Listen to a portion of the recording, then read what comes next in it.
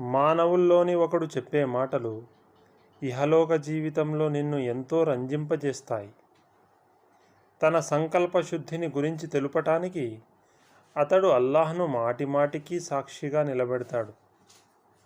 కానీ వాస్తవంగా అతడు సత్యానికి బద్ధ విరోధి. అతడికి అధికారం లభించినప్పుడు అతడు లోకంలో కల్లోల వ్యాప్తికి, పంట పొలాల విధ్వంసానికి, మానవ సంతతి వినాశనానికి నిత్యం కృషి చేస్తాడు.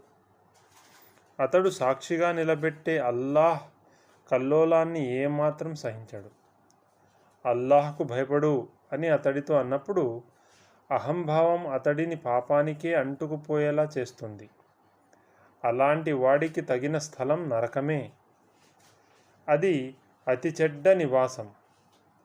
మరోవైపు మానవుల్లోనే మరొకడు అల్లాహ్ సంతోషం పొందటానికే తన పూర్తి జీవితాన్ని అంకితం చేస్తాడు. అల్లాహ్ అటువంటి తన దాసుని అమితంగా ప్రేమిస్తాడు. విశ్వసించిన ప్రజల్లారా, మీరు పూర్తిగా ఇస్లాంలో ప్రవేశించండి. శైతాను అడుగుజాడలు త్రొక్కకండి. అతడు మీకు బహిరంగ శత్రువు. మీ వద్దకు వచ్చిన స్పష్టమైన హితోపదేశాలను మీరు స్వీకరించిన తరువాత మళ్ళీ తప్పటకు వేస్తే అల్లాహ్ సర్వశక్తిమంతుడు, సర్వజ్ఞుడు అనే విషయం బాగా తెలుసుకోండి.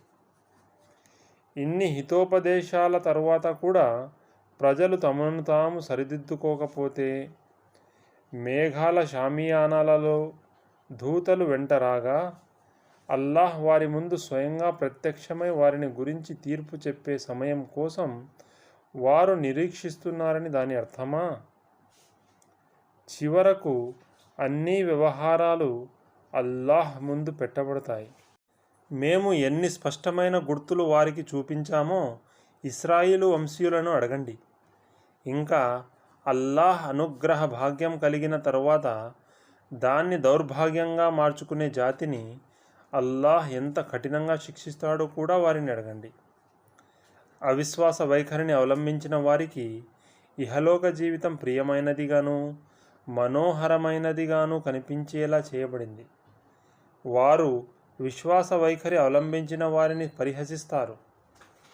కానీ ప్రళయ దినం నాడు భయభక్తులు కలవారే వారికంటే ఉన్నత స్థానంలో ఉంటారు. ఇక ఐహిక సంపదనైతే తాను కోరిన వారికి లెక్క లేకుండా ఇచ్చే అధికారం అల్లాహ్కే ఉంది.